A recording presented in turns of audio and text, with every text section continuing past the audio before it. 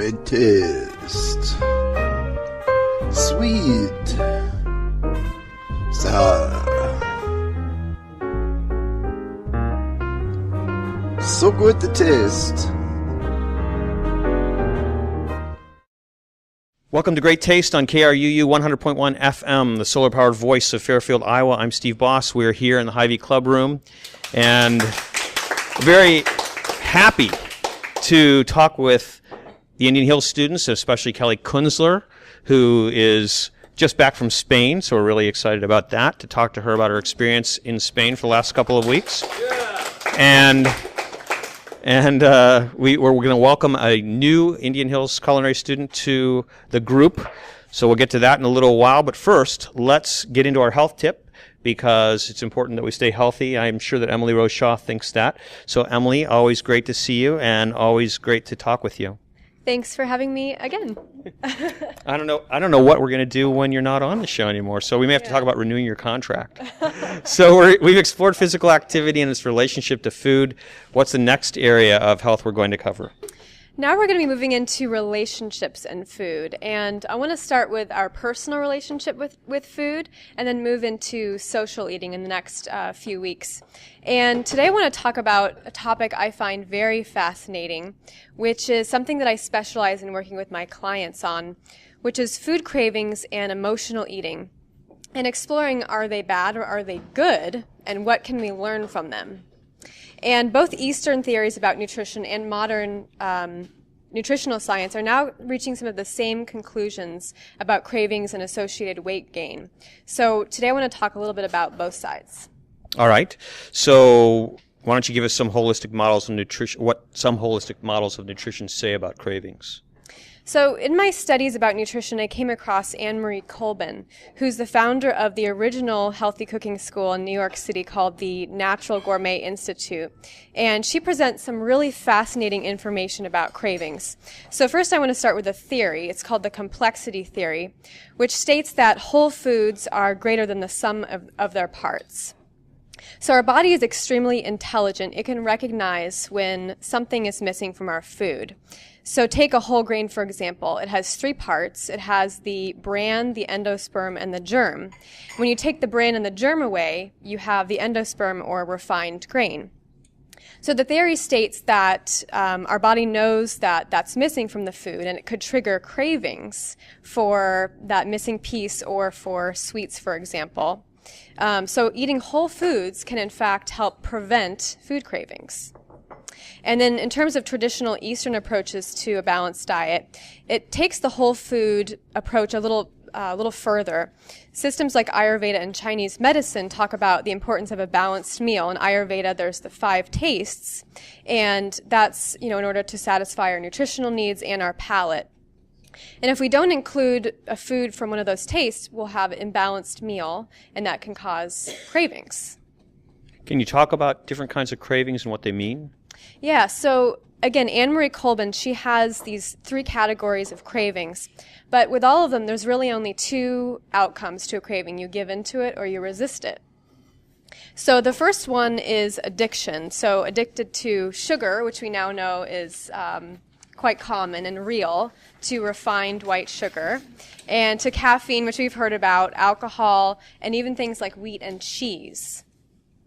So this kind of craving, it's okay to resist because it's not really going to damage our health. Let's say if we stop drinking soda pop. It's not going to damage our health. And in fact, if you take 1 week off from one of these types of foods, you may experience that you lose interest. Steve, you had that experience when you had the flu and you started to not have as much need for snacking and craving some of these foods. But I think with this type of craving, it's also necessary to look at all areas of your life and to say, okay, why am I feeling like I need this food? Is it in my career, my relationship, spirituality, sense of how I relate, my purpose? There's something that is causing me to want to, eat this food and crave it. So I recommend looking at other areas of life in this situation. So the second type is imbalance, which usually means you're deficient in one of the macronutrients, so carbs, protein, or fat, or you're not eating enough calories in general. I've never had that problem. Yeah, on the cooking show, we all love to eat, right? So this kind of imbalance, it's not okay to resist because, say you're not getting enough calories, your health can start to deteriorate. So interestingly enough, these types of cravings usually crave sweet foods, maybe cookies, cakes, pies. That could be a result of not eating enough of the macronutrients. And then the last category is memory and emotion. And so foods from childhood, foods that you have during the holidays, what mom made. This type of craving you want to treat as information. You want to, go ahead and eat it if you're at Thanksgiving, you have some stuffing, for example, and you say, okay, I'm eating this food. Is it delicious? Do I want to make it part of my regular diet? And if so, there's always a way to make your healthy food or your food that you're craving healthier, a healthier version of it. And then if you're like, it's whatever, I'm not going to have it in my regular diet, then it's you just have it once a year at Thanksgiving. It's not a big deal. And those are the three categories. All right. So recently I read an article in the New York Times about how carbohydrates trigger food cravings. And I think that they, actually found that they trigger parts of your brain that are actually the parts of your brain that reflect addiction. Yeah. And so can you explain this? Yeah, so this is a great example of a recent study that was published on cravings in the Medical Society. And the study found a direct relationship between the consumption of refined carbohydrates, I think it was a white sugar, high fructose corn syrup, and increased hunger, craving, and reward. The hunger because it causes the rapid spike in your blood sugar and then drops you a few hours later, and then you're craving the same thing again. And they actually did brain scans on the participants who ate the high glycemic food, and they had much more activity in the part of the brain, like what you're talking about, that regulates hunger, craving, reward, and addictive behaviors.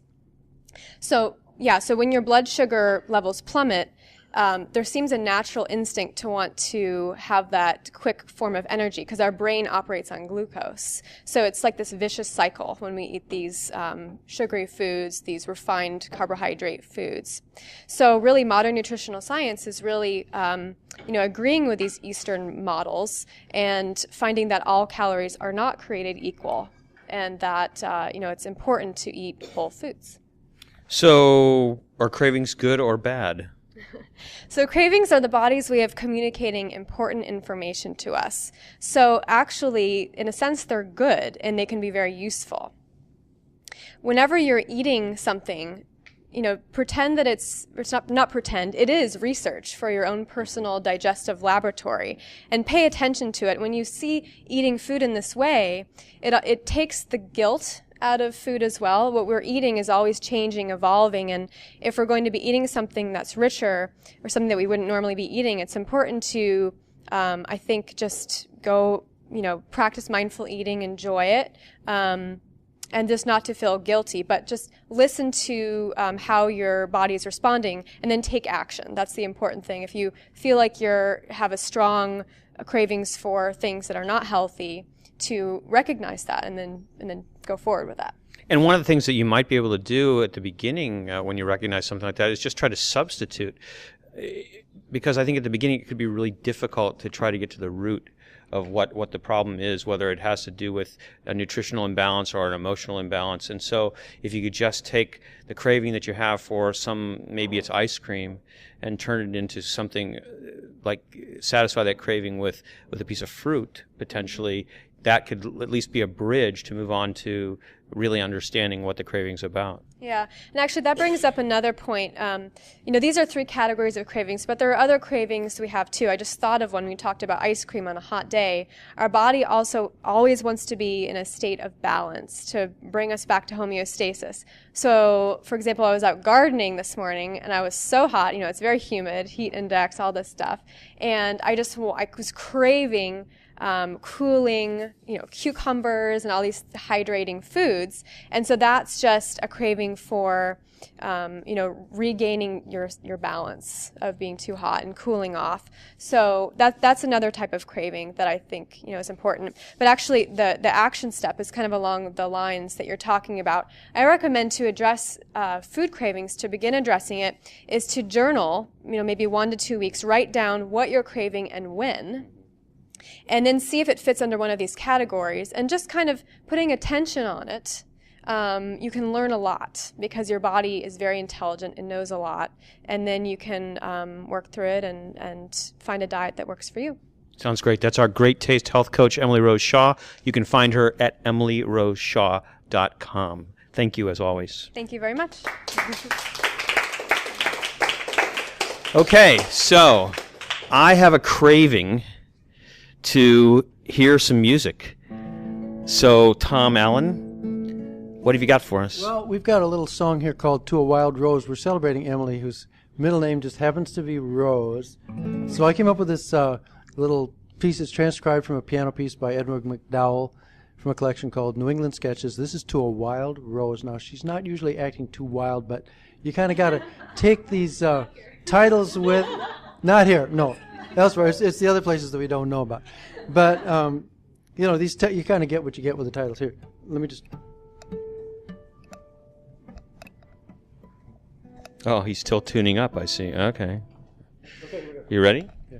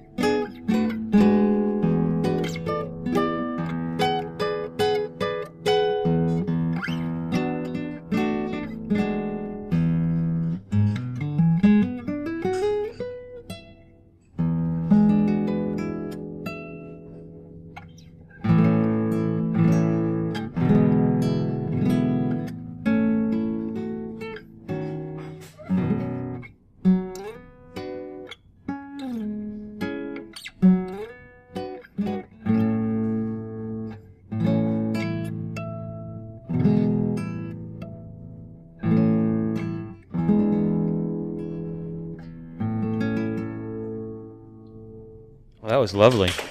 Very, very nice, Tom. Really great. He'll be back a little bit later in the show with something a little bit more funny, right? Well, we got funny, we got lots of things.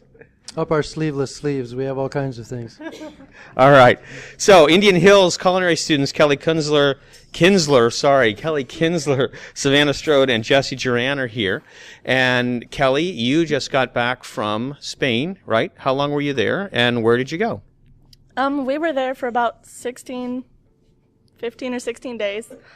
We were everywhere from Valladolid to Galicia to Madrid, Bueu and Marine, and we learned so much that 1 hour is not enough to teach you guys everything I've learned. That's terrific. So I know that you were trying to think of some fun things that you could do on the show. So give us an idea of what to expect. One of the biggest drinks we had, they served a lot of sangrias over there. So we have a virgin sangria and an alcoholic sangria for you today. And we also saw a salad that it blew my mind how simple it was, but it was so delicious and refreshing that I just had to show you guys how to make it. And I think there's also papas fritas. Yes, we're also making papas fritas, which is, we would know them as French fries. And you don't find ketchup over in Spain, really. You find what they call alioli or aioli. It's a garlic mayonnaise. So we're making some of that for you today, too. And we also have churros con chocolate. And that's just, if you don't know what a churro is, it's basically a donut stick that is dipped in cinnamon sugar, and the chocolate is a thick chocolate milk. It's made from dark chocolate and some cream and sugar in it, and you just dip the churros in the chocolate, and it's a dessert they eat over there a lot. Sounds really good. And Kelly really wanted to make a mussels dish, but I said, this isn't really, Iowa's not really the place to find fresh mussels, so we passed on that one. But now that Emily's out the door, we're going to have chocolate and sugar and cream. You're evil, Tom. You're very evil. We do make fun of Emily sometimes when she leaves, but it's all in jest and all in good. I'm making fun of us. You are. I'm going to enjoy, eating all that stuff. That's for sure. So let's see. Let's talk to Jesse for a minute because he hasn't been with us before. So tell us a little bit about why. I know your background a little bit because you shared it with me, but tell us a little bit about how you ended up in culinary school. Well, I'm originally from just outside Chicago in one of the suburbs, Arlington Heights. It's about 20 miles north of the city. And I ended up meeting my wife through my best friend up there. And she's from Wayland, and she wanted to come back and be by her family. So after 5 years of her putting up with the city traffic and all the hustle and bustle of up there, we moved back here in August. And I've wanted to go into culinary for probably about 10 years now. And it was an opportunity for me to start new after quitting my job working at a grocery store. She allowed me to pursue my career in culinary now. So I started up just this past February. Yeah, that's fantastic. So what are you going to be preparing? I am making the sangrias. I'm doing both the virgin and the regular. So you'll be a very popular person here, I'm sure. Yeah, that's Always. great. Okay, all right. We'll talk to you a little bit later. You're listening to Great Taste on KRUU 100.1 FM, the solar-powered voice of Fairfield, Iowa. I'm Steve Boss, and we are coming to you from the Hy-Vee Club Room, where we are almost every Wednesday. Sometimes we're somewhere else, but most of the time we're here. And if you want to find out exactly what's happening, then you can get our email blog post, and you can do that by signing up go to greattasteradio.com and fill out the little form there, or just look on the KRUU-FM website. When you find the Great Taste blog, you'll see a little link right at the top of the blog post, and you can sign up there and receive our weekly newsletters that have information about the shows and also recipes and other fun links. So I think the next thing is to talk to Savannah and find out what she's up to, because I see she has one of my favorite foods in her hand, and there is no life, as far as I'm concerned, without potatoes. So tell us about this. Well, I fully agree with what you say. I love potatoes, so. Well, I'm making the papas fritas. Basically, you just cut up the potatoes to look like French fries. Well, they don't necessarily have to look like French fries, but it's easier that way, so I cut them like that. Do you want to show us? Sure. All right, how about that? We have to describe it then for people because this is a radio show. But show us how in the kitchen, and maybe what you can do is describe exactly what you're doing with the potato so that all the listeners out there, I'm going to go around the other side to catch you from that angle. And you can just describe step by step how you prepare the potato. So first you're using a russet potato because russets are generally the best type of potatoes to use for French fries. Yes, that's true. All right, so go ahead. So first I'm going to start by cutting the potato in half. It's a pretty large, you don't want to use large russets. I think it makes it a lot easier, and also then your fries are a decent size. Yes. Then I'm just going to make about 1/4-inch slices long ways into the half potato, just to get the basic shape for the French fry going. Okay, so what you did was you actually cut the potato in half from the not long ways, but from the small. What's the right word? The equatorial. Okay, good. Okay, that's a good one. And now you stood that piece up on edge and you cut it into 1/4-inch slices. Yes. Now I'm going to take 2 or 3 of the slices, and then I'm going to cut about another 1/4 of an inch to 1/2 inch pieces. And you're cutting those long ways rather than those short width. Yes. And you're ending up with little French fries. Yes. And that's really it. That's it. Boy, see, it's so simple because before the show started, someone asked me about making potato chips, and that's also really simple. Those things seem so difficult, but it's really, really just a simple procedure, and you can make these at home. And the great news is, if you're concerned at all about caloric intake, fat intake, etc., you can make oven roasted potato fries. So all you have to do is, what I like to do is I just toss them in olive oil and whatever kind of spices that I want to use, salt, pepper, maybe sometimes some delicious pimenton, some Spanish pepper, for example, or some other type of spice just to get them a little bit more interesting.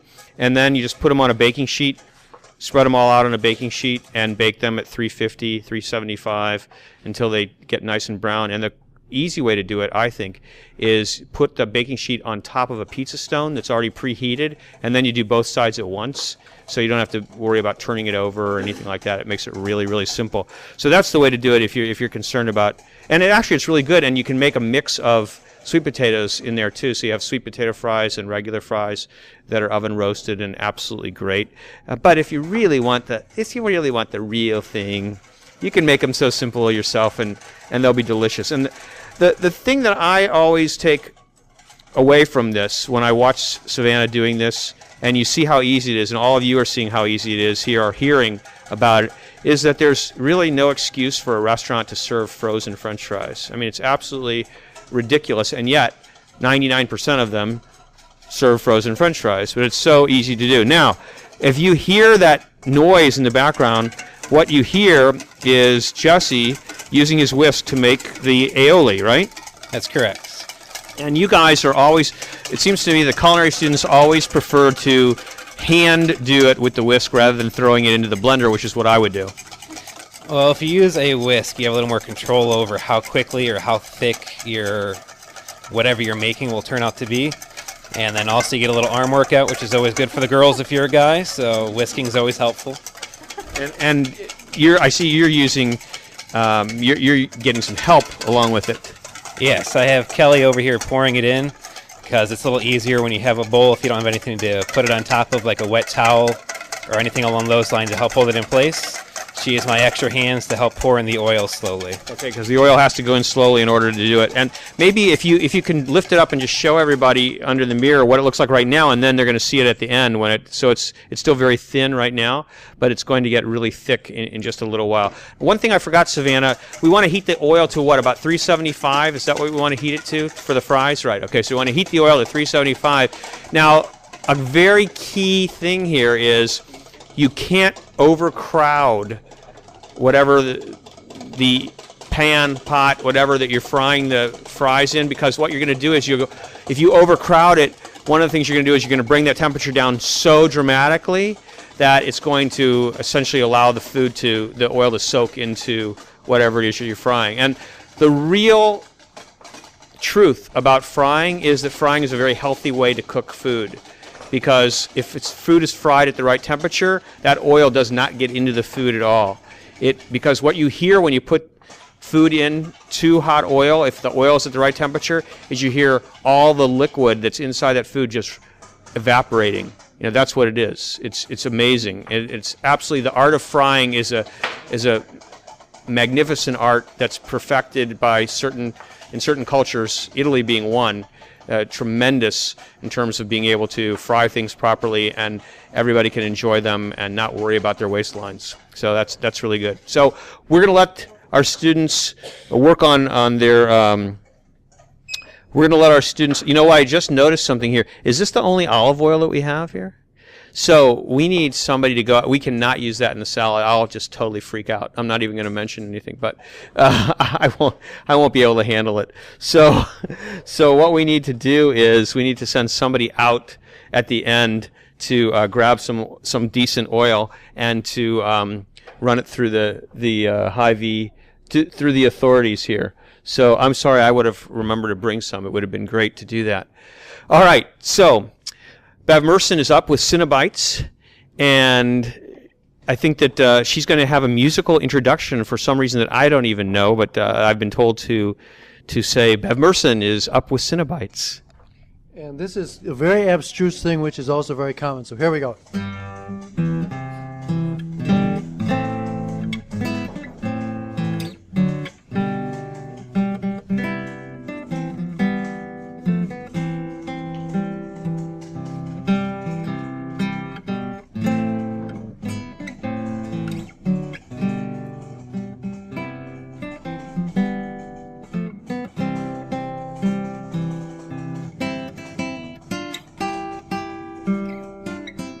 I recognize this tune, but I'm not putting it together yet.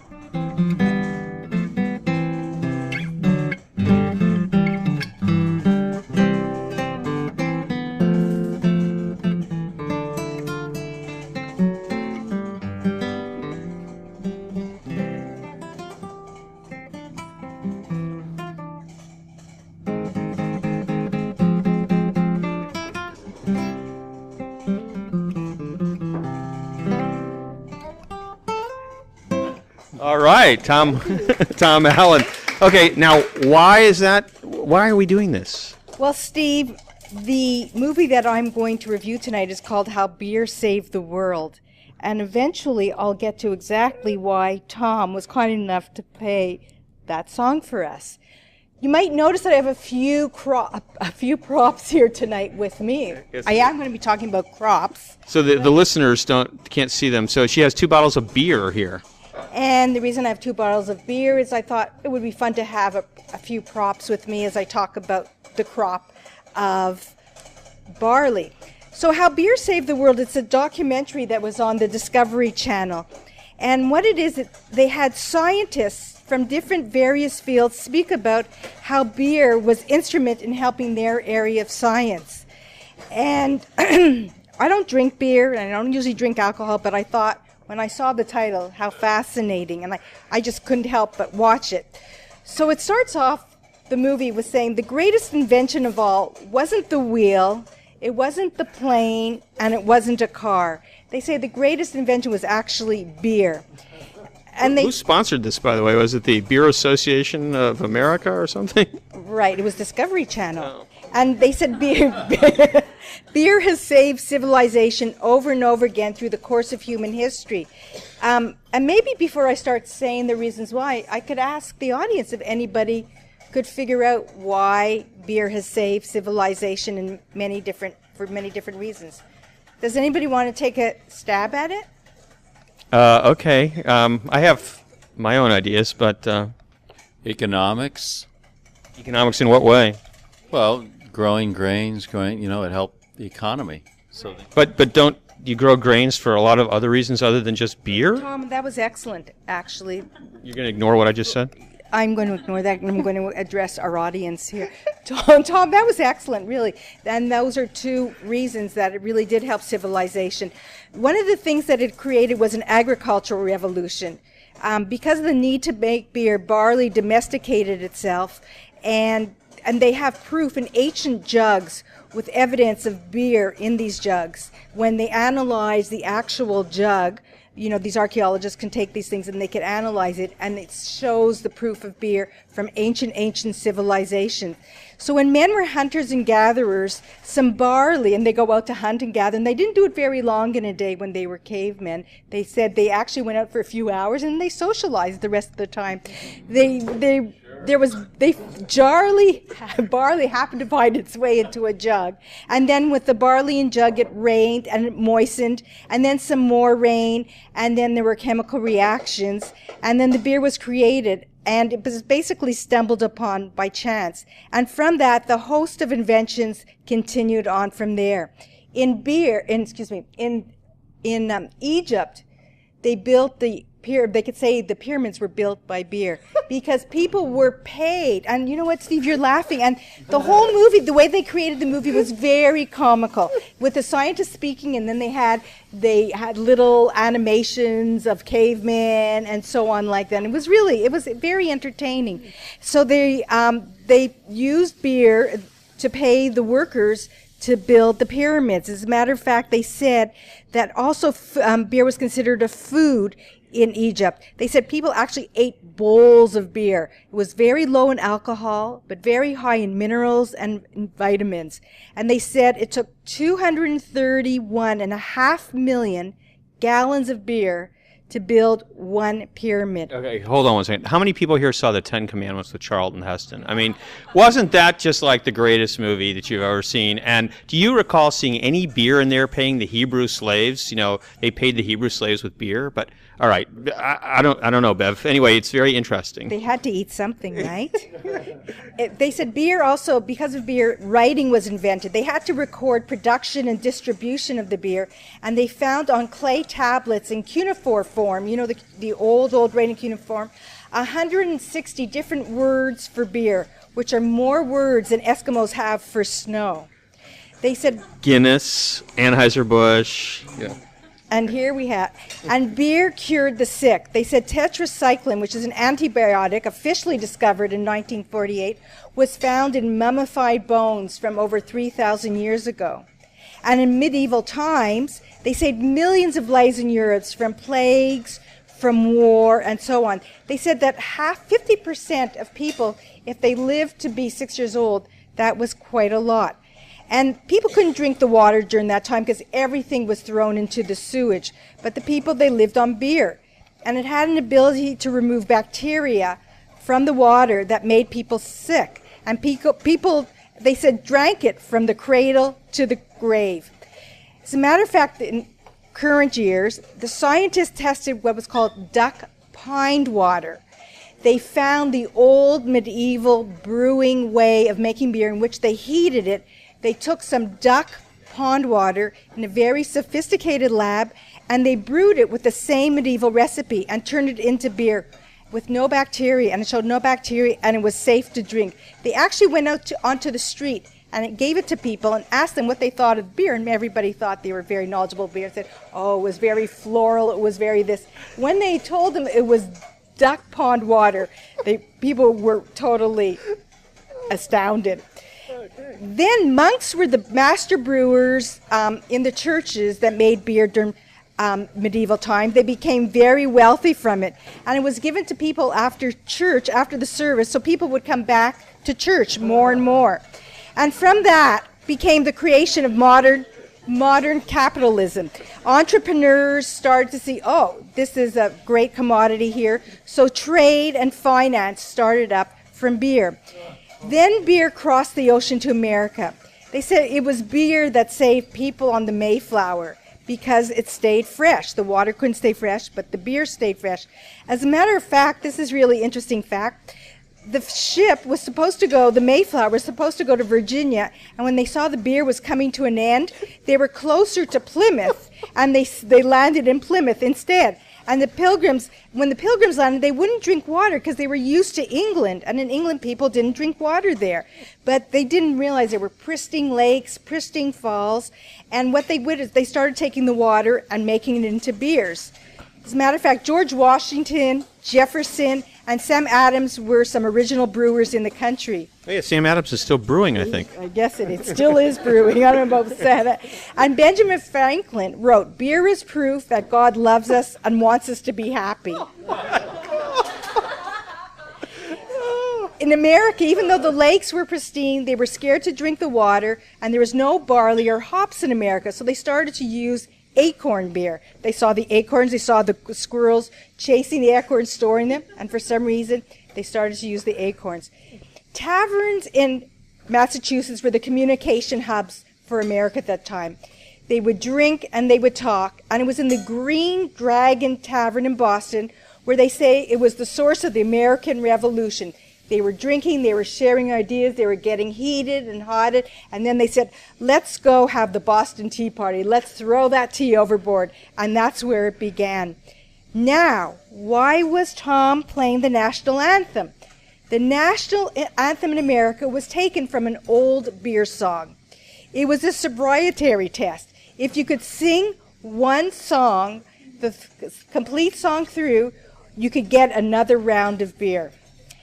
Then there's the germ theory. Its basis of modern medicine came from beer. Louis Pasteur, they say, was pasteurizing milk, but it was actually beer that he was pasteurizing first. And refrigeration was built by brewing industries. There was no refrigeration until the brewing industries, which decided to make lager beer, which needed refrigeration, created refrigeration, and from there on, Coors and Miller, who were from Germany, were the founders of refrigeration. And then automated factories. People thought that Ford, from his car, created the automatic factory. That's not the case. The automatic factory was actually made from beer companies because they were creating beer bottles. And it was because of the automated factories that created beer bottles that child labor came to an end. It was the children that were creating the bottles in the factories until there was the automation of machinery. So now you can see how this lathery suds changed civilization over and over throughout the ages. The film is done in a very fun and humorous way with scientists from all their own fields giving explanation. So all I can say now is cheers and enjoy. Bev, that was That was awesome. I gotta say, and too bad we don't have any beer, but we'll have sangria. So that'll be great. Thank you very much.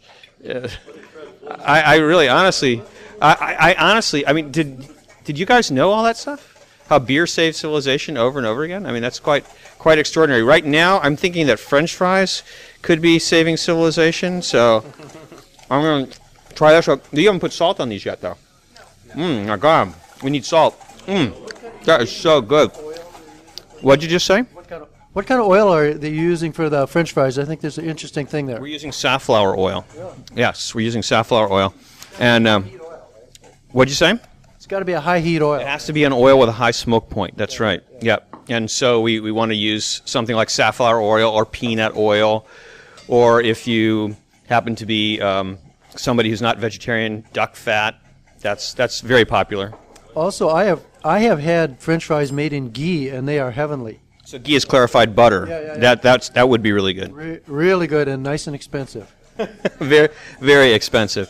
So now one thing that I want to check out, and I want to make sure that doesn't get tossed aside here, is this chocolate, because the churros, that just sounds so delicious. But I want to talk to Kelly right now because I think she's making these little churros, right?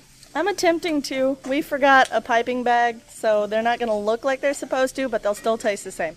Okay, so now tell me a little bit about your oil. Looks like it's a little too hot, right? Yes, it is. I just turned it down. That was my tester. Okay, so that's a good procedure then, is to test before you actually go ahead and fry everything. Yes, I suggest doing that with pretty much anything you're going to fry. Okay, so when you're going to test with frying, what's the best way to do it? Now, see, not someone as not trained formally in a culinary school or anything like that. What I do is I generally take, put a little bit of water and just, flick it, and if it starts acting, really nasty, then I know it's ready.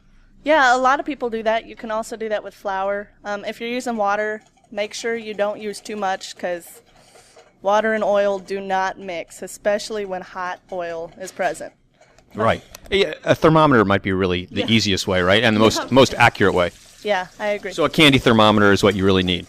Yep. Or just a normal thermometer that... Not the kind that you would use... Not like a meat thermometer, but... Right. Or one that you would use to take your temperature, for example.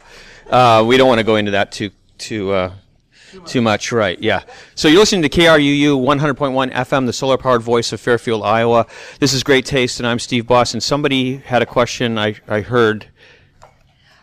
What temperature would you be aiming for with the frying?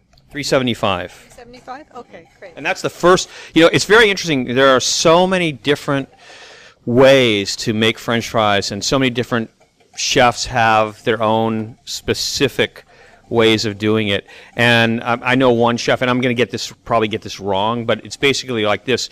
He takes the potatoes and he washes them in cold water over and over again for a long time, and then he dries them thoroughly, and then he fries them the first time at 375 to get like a really good crust on them. Then he puts them in a freezer for a little while, and then he fries them again a second time at 350 for 5 minutes to finish them off. But most chefs, when they make fries, they do fry them twice. They fry them once to kind of seal everything, and then the second time to finish everything off. Because what you want is a really crisp outside and a nice fluffy inside. That's what you're really looking for in a really good fry. And I think that is an art, really. Yeah, frying is easy to mess up and very easy to do correctly. It's just a matter of how often do you mess up until you learn how to do it. You don't want to walk away. You kind of want to keep them moving and not just touching each other. Because if they're side by side, then that side that's touching is going to be mushy and kind of gross. And if your oil's too cold when you start off, it's going to end up sucking up into whatever food you're doing. And then you won't get that crispy. You'll get a heavier oil taste to it. So it's really important to get the right temperature like we talked about earlier. Get a candy thermometer and make sure you have it set to the right temperatures. And it works out real nice then. Now, one of the things I noticed that Kelly's doing is she's kind of trying to make quenelles there in terms of the shape, and that's really kind of interesting. Yeah, that was the closest thing I could think of to do. I mean, we did it a lot over in Spain, so. You made a lot of quenelles over there? Yeah. Yes, we did. Doing with what? We made cod quenelles. And you fried them? Yeah. Yeah. It was a little bit less oil than actually frying. It was almost pan frying. So.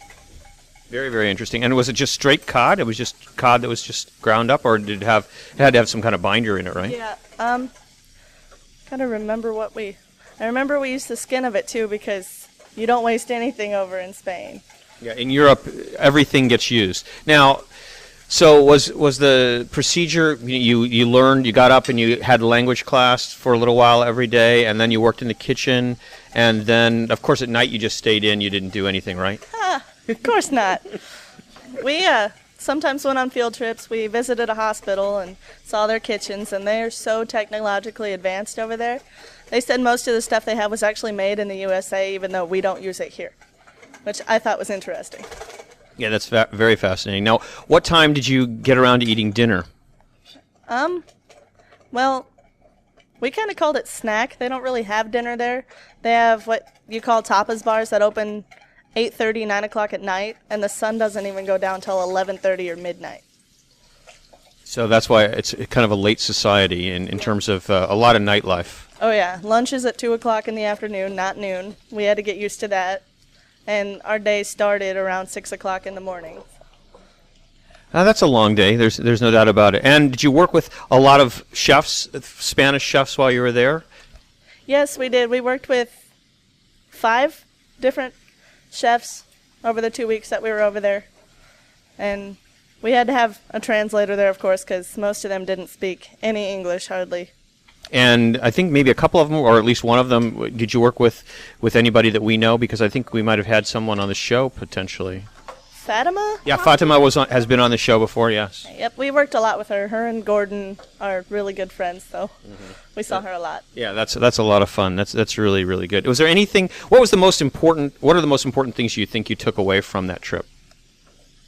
Mise en place in the kitchen. That means just having everything in order, ready to go where you need it, and keeping clean. They were really strict over there about keeping your area clean, never leaving a mess. So. Those are 2 good things that everybody in their home kitchens can use, because I know for myself, it's a discipline that you have to train yourself really to get everything out. How many people actually get everything out when they cook, or they're constantly going to get things out in the middle of cooking? Which is it? How many people get everything out before they cook? Really? Well, that's pretty good. Oh, there were 2 or 3 people that said that. So I know that I always intend to do it, but I don't do it, and it's something that I'm going to work on more. Hearing you say that has inspired me to really focus on it a little bit. And the other thing, cleanliness. If you clean up after yourself, you have a lot less to do at the end. Oh yeah. One of our chefs suggested having the water there ready, and just as soon as you're done with the dish, put it in the sink, wash it up.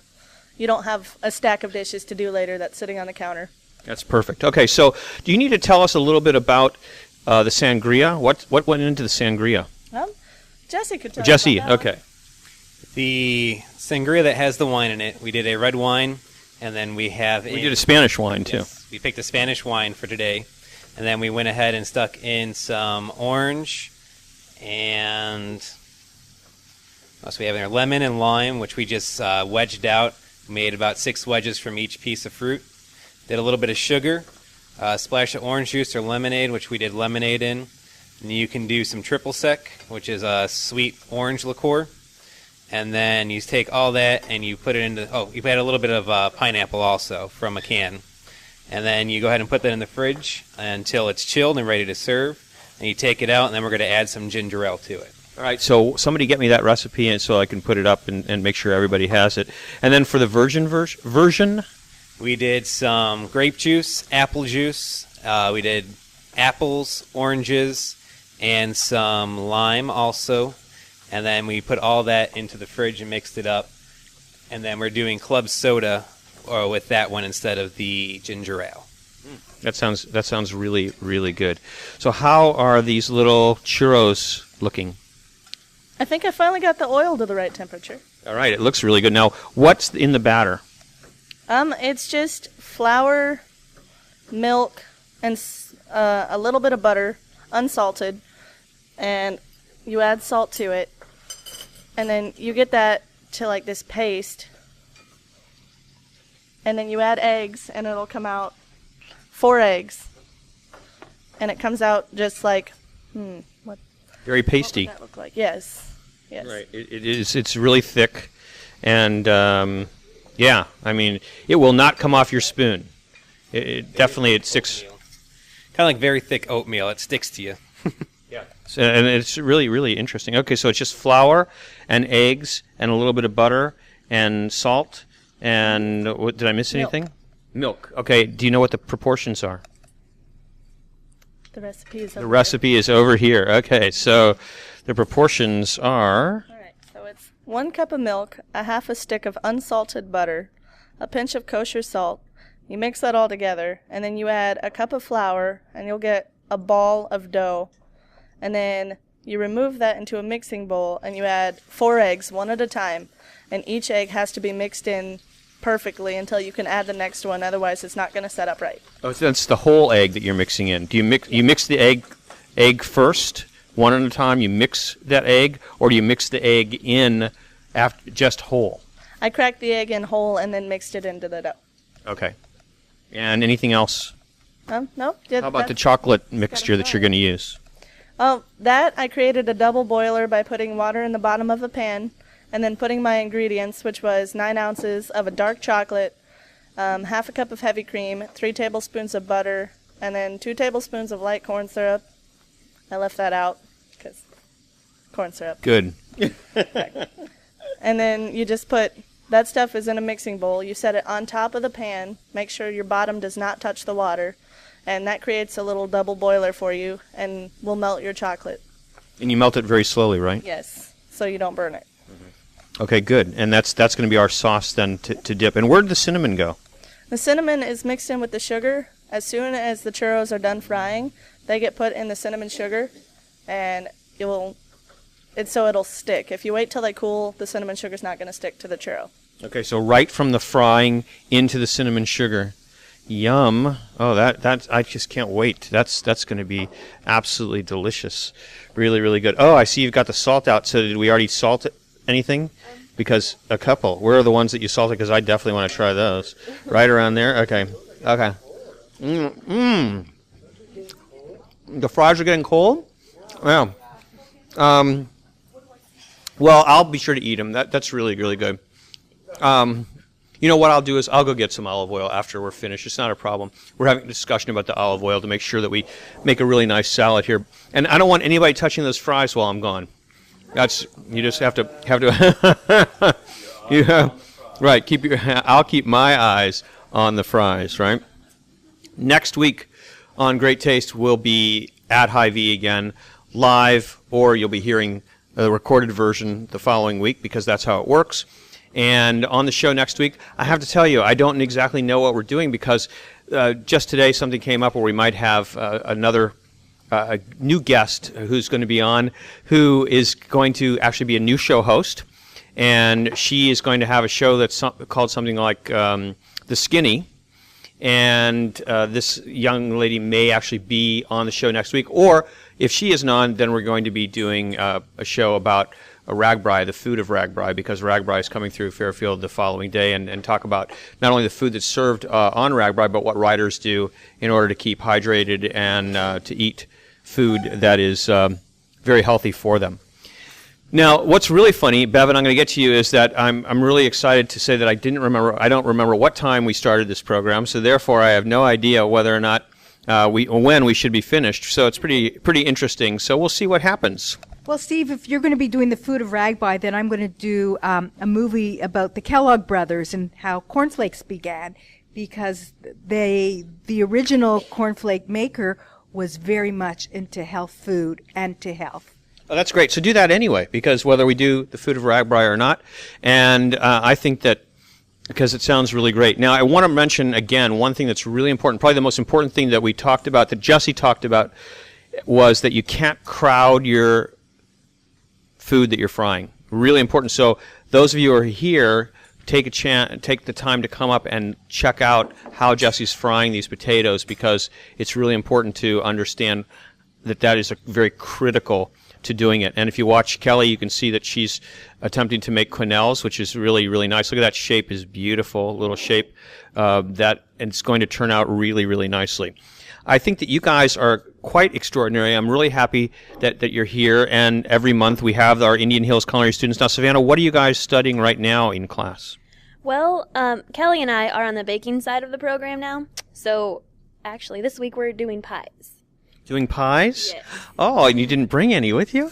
No, we forgot. We actually have like 3 pies in our room. 3 pies in your room. Okay. That's awesome. What kind? We have a raspberry chiffon, a French silk. Down, boys. Down. Take it easy. And we had a pumpkin chiffon, but we had an incident, so... An incident with the pumpkin chiffon. Okay. Do we want to talk about that? Just a kind of... Well, I wore the pie on accident because I accidentally hit her arm. And then we decided to just have a pie fight with it. You had a pie? All right. That's great. I love that. You guys, that's awesome. If you're interested in pie making and all about pies, check out the New York Times, because last week the entire food section... of course, it won't be last week when you hear this, but last week the entire food section of the New York Times was about pies and pie making. And you can also check out our local pie maker, Beth Howard, who is at theworldneedsmorepie.com and sells pies at the Grant Wood Museum in Eldon every weekend, Memorial Day through Labor Day. So you can go over there and check that out.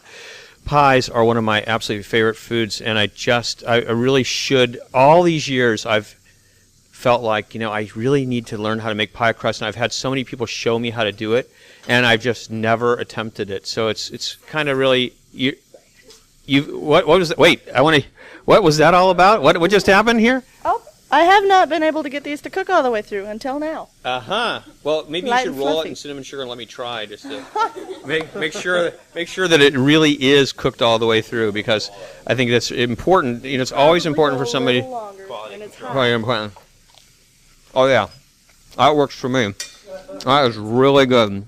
Tom Allen, I want to thank you very much for being here.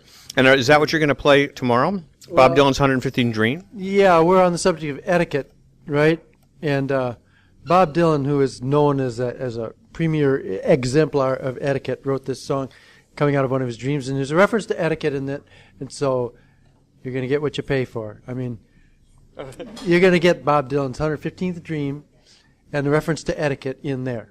Okay, so that's Great Taste. Great Taste is actually going to be doing a show on Thursday, July the 18th, Thursday, July the 18th, and that show will probably air. I don't know. I'll make sure that it's in the email, but I think it'll air on Thursday at 1 o'clock in the afternoon the following week.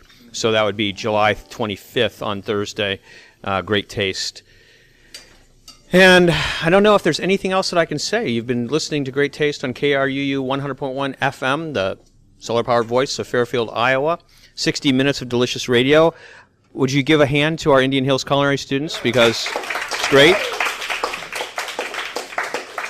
And we'll look forward to having more delicious minutes of food and great taste coming up every week, live from Hy-Vee.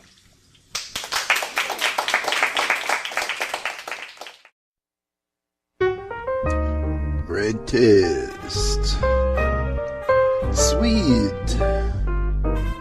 Sour. So good to taste.